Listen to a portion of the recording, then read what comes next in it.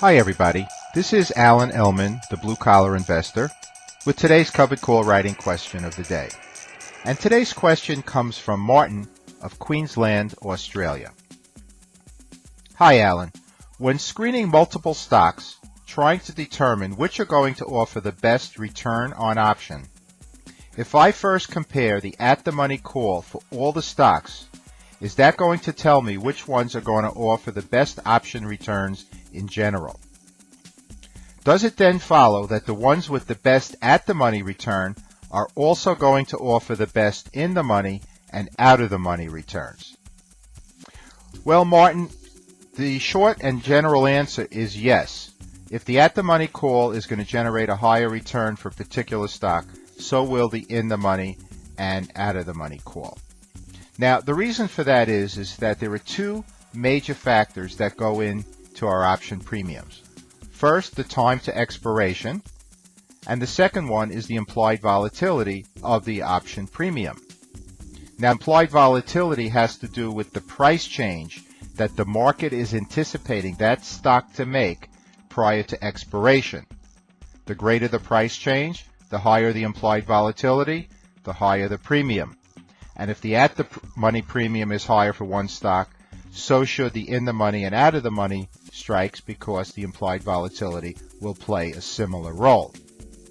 Now, to highlight this, what I've done is I've selected two stocks from our current premium watch list, and we're going to take a look at the at-the-money, in-the-money, and out-of-the-money calls. Now, the two stocks that I've selected are ALKS and YNDX. The reason I selected these two stocks is because at the time I'm making this video, they're priced very close together. So let's first take a look at the options chain for ALKS. Now, as you could see on the screenshot in front of you, I've highlighted three rows: yellow, brown, and pink.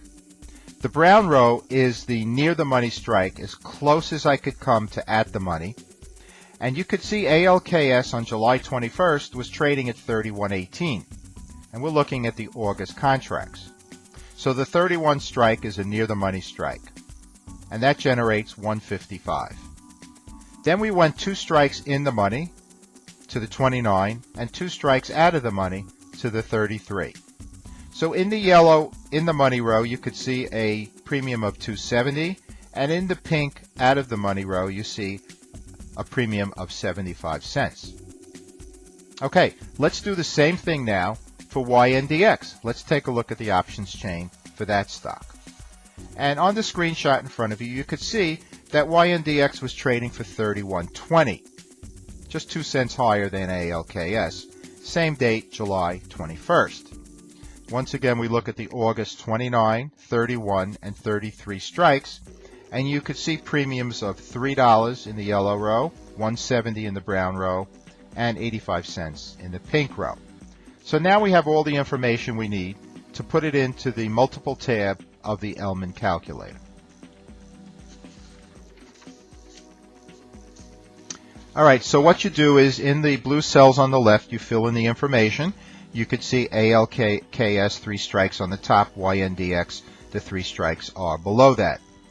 And so let's first take a look at the brown row, the near the money strikes. For YNDX generated 4.8% versus ALKS slightly lower at 4.4%. So YNDX had the higher near the money strike. Let's see if that holds true for the other two strikes.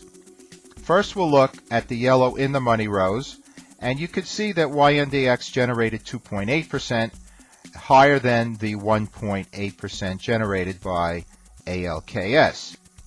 And if we look at the pink out of the money rows, we see that YNDX generated 2.7% for the 33 strike, whereas ALKS generated 2.4%. So it did hold true for all 3 strikes. The implied volatility of YNDX was higher than ALKS, and therefore all 3 strike prices generated a higher time value or return on the option.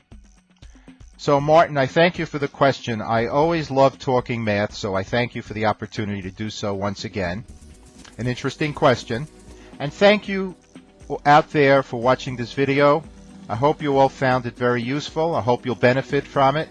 And as always, this is Alan Ellman, the Blue Collar Investor. Take care, everybody.